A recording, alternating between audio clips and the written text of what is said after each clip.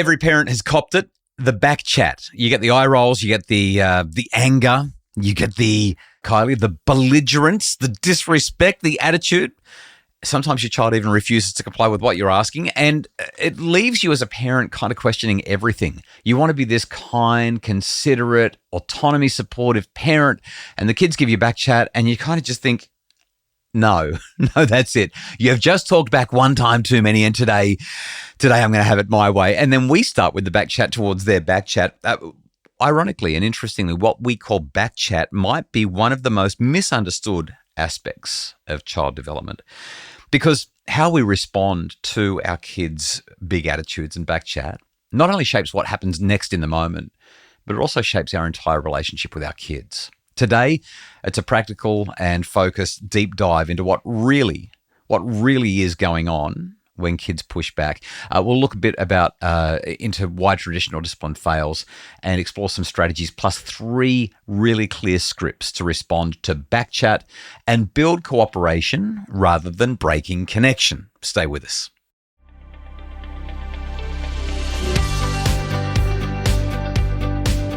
Hello, welcome to the Happy Families Podcast, real parenting solutions every day on Australia's most downloaded parenting podcast. We are Justin and Kylie Coulson. If you're new to the pod, we're so glad to have you along. Hopefully you've been listening during the parental guidance episodes. And now that that's over and we're back to, Kylie, regular programming, we are so glad that you've chosen to be with us. We hope that every day you hear something that helps your family to be happier. Today, Kylie, it's about back chat. I was just thinking as I was talking about the intro, I don't remember ever hitting my parents with any back chat. Ever. I think that you're laughing. Have you rewritten your childhood? Completely. I was an angel. Should we get my mum on the line? Mum, do you ever remember me back chatting? We might be here for a long time. Yeah, but when I think about the back chat, my mum and dad, well, mum particularly, she would just yell back at me. She'd say, don't be so disrespectful. And every now and again, she'd have a full-on Barney with me. I remember she asked me to hang up the washing one day. And I was like, I've got a life too, you know. And the lecture that I got, she just stood in front of me. She's like, you've got a life. You're the one. I'm paying for this. I'm doing this. I'm doing this. I'm running around here. And she just rattled off 30 things that she's got going on in her life. And she's like, and you think that I've got time to hang out the washing when you're sitting around doing nothing because you've got a life. And so I picked up the washing basket and hung out the washing. Worked a treat. Did you ever hit your parents with a bit of attitude, a bit of back chat? Oh, yes, from time to time I definitely did, but it didn't end well for me.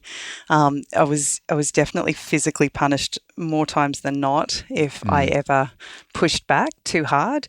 And as a result, it left me feeling this lack of disconnect with my own voice and trusting that voice because it had never been respected. Oh, wow, that's deep. Here I am going on about mum ranting at me, and you've just hit us with a big one straight up. And so let me just get my head around that. So what you're saying is, because when you would clap back at your parents because you didn't like what they were asking of you, or it felt unfair, or you felt overwhelmed, they wouldn't listen to your voice, and so you learned not to trust your voice. Yeah, 100%. Gosh, that's great. I mean, it's not great that it happened, but that's so eloquent the way you've said that. Well, undoing that has taken years, right? I'm almost 50 years of age and only now really feeling comfortable. I love that you're in your mid-40s and you keep on saying that you're almost 50 years of age. It's just around the corner. Just a spring It's just chicken. around the corner. But I was listening to what you were saying in the beginning and just the acknowledgement that as parents, we see our kids back chat as so inconvenient and so disrespectful. And yet, as you were talking, as hard as it is, it's actually a gift.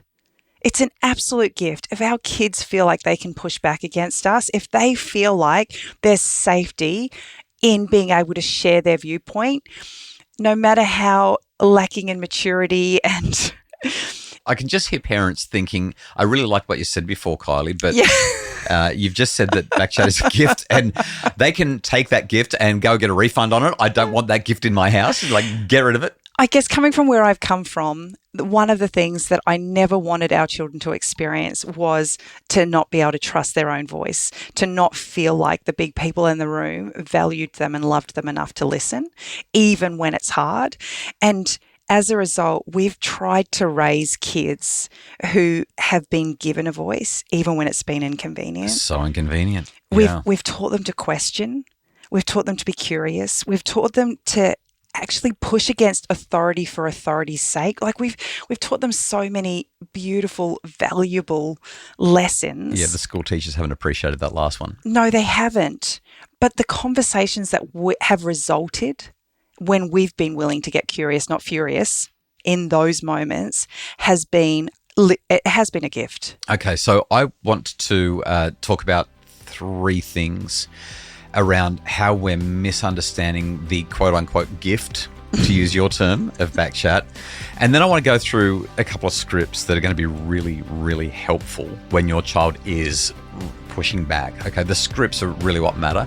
All of that's coming up in just a sec on the Happy Families podcast.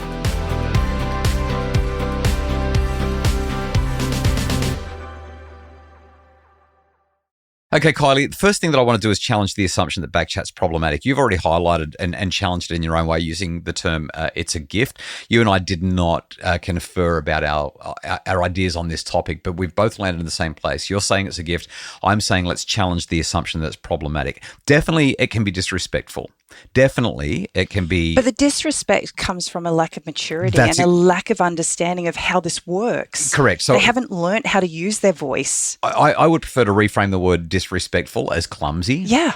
Now, sometimes the kids are being really argumentative and they really are pointed. Because they're passionate, right? Correct. But if they knew how to respond in healthier, more adaptive, collaborative ways, they would. But as you know, high emotions equals low intelligence. Kids respond to their big emotions with a little bit of dysregulation. I look at Backchat as an opportunity to build trust in the relationship. So my definition of trust, as you probably recall, trust is believing that the other person is going to act in your best interests. So when your child comes at you with a whole lot of Backchat, a whole lot of, you're the worst, it's unfair, you didn't ever listen to me, that's literally an opportunity for us to build trust with them. And I want to talk about 3 ways we can do that. So what's the first idea? So the first one is something that I actually learned from you years ago, and that is to listen for the underlying need. When our children are having big emotions, when our children are having tantrums, when our children are giving us Backchat, there's an unmet need there. Knowing what we know about basic psychological needs, there's the relatedness need, there's the competence need, and there's the autonomy need. It could be any of those 3. So we ask our children to do something, whether it's get in the car, go to bed, eat their dinner, pick up their towel, look after their sister, walk the dog, pick up the dog poo in the backyard. It doesn't matter what it is. If our children are pushing back, it could be that they feel a little bit lonely. They feel like they're disconnected. They feel like the relationships just aren't strong. They're not feeling seen, heard, and valued. So it could be a relationship issue. My suggestion is more often than not, it's going to be a control issue. They want more autonomy and we're constantly telling them what to do. And if we gave them a little bit more choice around it, hey guys, dishes need to be done. I'm heading out to take care of this chore. So long as when I get back, they're done. I don't mind when you do it. Now they've got a sense of autonomy and you fist pump, cool. Okay. It's up to you when it gets done. I'll be back in 25 minutes. I'll see you soon. So it's that kind of autonomy thing. And sometimes they'll actually be muttering under their breath or giving you a serve because they don't know how to do it. They actually feel incompetent. They feel like cleaning up their bedroom right now when they're only 6 years old and it's a massive mess and hasn't been cleaned for 3 weeks. It's just too big for them. Well, it's overwhelmed. It's overwhelmed. Yeah, that's right. Yeah. So I actually think that when kids aren't feeling heard, when they're feeling controlled, when they're feeling overwhelmed, those basic psychological needs, this is what happens when needs are thwarted and frustrated. They're not necessarily being defiant. They're just struggling to figure out how to do it. The second one, I think that we've got to examine the power dynamic. And what I mean by that is, so there's a word that I use all the time on the podcast, autonomy supportive, which is technically the opposite of controlling. The fancy word for being controlling is heteronomous. Okay, so if we're going to be heteronomous, what we're really saying is, I want you to defer to my authority. I want you to listen to me because I am the parent. And if we really explore power dynamics here, when a child claps back, when a child resists, when a child gives us a whole lot of Backchat, this is a potential, depending on how emotional they are, potentially perfect opportunity to step into a really simple 3 E's conversation. Got a script about that coming up in just a sec. And it's like a 10-second script. This is a problem-solving opportunity. It's not an opportunity to assert your authority and go off your brain about how ungrateful and entitled your kids are. It's a genuine chance to examine the power dynamic. And I just love that Justinism of yours, get curious, not furious, because at the time, the natural instinct in us is to come down hard. Like my mum did at the washing line. Yeah, and give them a lecture or worse. Yeah. We actually need to get curious. What's number 3? So the third one is that we need to model the communication that we want to see. If we do not like our child's disrespect, if we don't like the way our child is pushing back at what we've asked, quite often I hear parents do things like this. Don't you be so disrespectful to me. And they say it in the most disrespectful tone. Or they say, you need to get your emotions under control or so help me, there'll be trouble. It's like, oh my goodness. I mean, like if you want your kids to be regulated, you've got to be regulated yourself. If you want your kids to be respectful, you've got to be respectful yourself. Dysregulation in a parent never led to a highly regulated child. Or, well, sometimes it can in your case, right? Like you just learnt to toe the line, but it didn't build the relationship. In fact, it broke the relationship. It was really unhealthy. It undermined trust, and you were simply complying because you had to. So you teased us at the beginning that you've got some scripts that's going to help make this process easy for parents. Yeah. What have you got for us? I want to go through them, and I think that they're really, really easy to implement. The first script is as simple as saying something like, sometimes it feels like I'm your enemy, doesn't it? And so what you're doing is you're just saying how they feel. You're not telling them that they're right or wrong. You're just saying, sometimes it feels like I'm against you all day, every day, doesn't it? Sometimes it feels like I just give you stuff to push against and it never feels fair. You just say it and your child goes, yeah, actually, you're right. That's right. That's exactly how I'm feeling. And as soon as they get that release where they get to say, yes, I do, you get to say, okay, well, why don't we have a chat about that and see if we can come up with a solution? So it's a validation statement.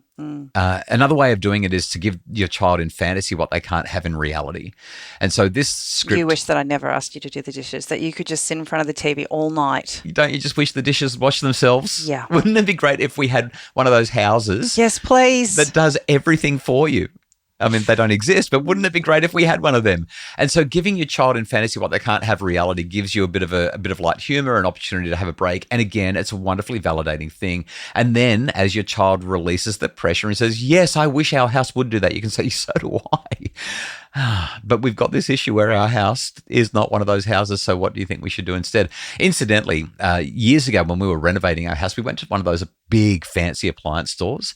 Do you remember that cupboard that you could buy? I can't remember how much it was. It was like $15,000 or something. The ironing cupboard. Yeah, you literally put the clothing on a coat hanger, put it in the cupboard, and the cupboard steams or irons all the clothes for you. Yeah. Can we just make them affordable for everybody? Amazing. I want one of those.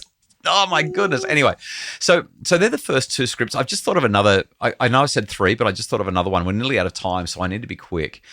Here's the second script, and this is the 3 E's script. Sounds like you're really frustrated about what I just asked.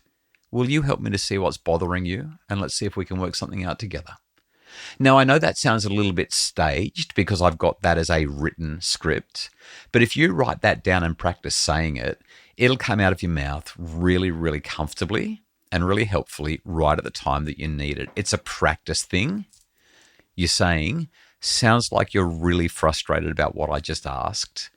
You want to tell me what's bothering you? I reckon we can work out a better solution if this doesn't work. So you see how I've just rephrased that and it feels so much more real? Yeah. A few weeks ago, I shared the experience of working through our nighttime routine with Emily. We have been having some big emotions around going to bed, and just being able to sit down with her and acknowledge that she's feeling some frustration around it. And can we talk about what it might look like if we did things her way? Yeah. She pretty much ticked all the boxes of what I wanted, but it was her decision. That's it. She literally came up with everything that we wanted. It's the validation. Yeah. And all of a sudden the kids calm down and they start to solve problems with you, which is really what discipline's about. And what's your last script? So the last one is one that I come down a bit heavy on the kids with. Every now and again, the soft ones, the validation ones, the giving and fantasy ones just don't work. And so the slightly heavier script is, I'm going to give you a chance to rethink what you just said, and I want you to try again in harmony with our values this time. So you're drawing a really clear line in the sand. You're not getting them in trouble, but you're just saying, not going to do any problem solving here. Don't have time for it, but you need to work on that. So because we're dealing with girls in our home, I kind of reframe that a little bit on my end, because I recognize that more times than not, they're not able to shift very fast. Right. And so I'll often just give them an opportunity to go away and think about it. And when they feel like they can come back and talk to me in a way that I can hear, that we can have this conversation. I've used that one a few times myself as well. Why don't you have a think about what you just said, and we will talk about it again in a half an hour. Yeah, works a treat. Okay, we need to wrap it up there. We really hope that these ideas have been helpful. Here's the reality. You're not going to eliminate pushback from your kids. What you do want to do, though, is create a relationship that feels safe enough for them so that they can express themselves and learn how to do it constructively. That's the goal. The Happy Families podcast is produced by Justin Rulon from Bridge Media. Mim Hammonds provides research, admin, and other support. Do you like the pod? Are you getting stuff out of it? If you are, please share it with family, friends, and others that you think would also benefit from it. You just got to click the share button and pass it along. We love having new listeners, and we love seeing the podcast grow and help make families happier. If you'd like more information and more resources, you can visit us on our social pages or at happyfamilies.com.au.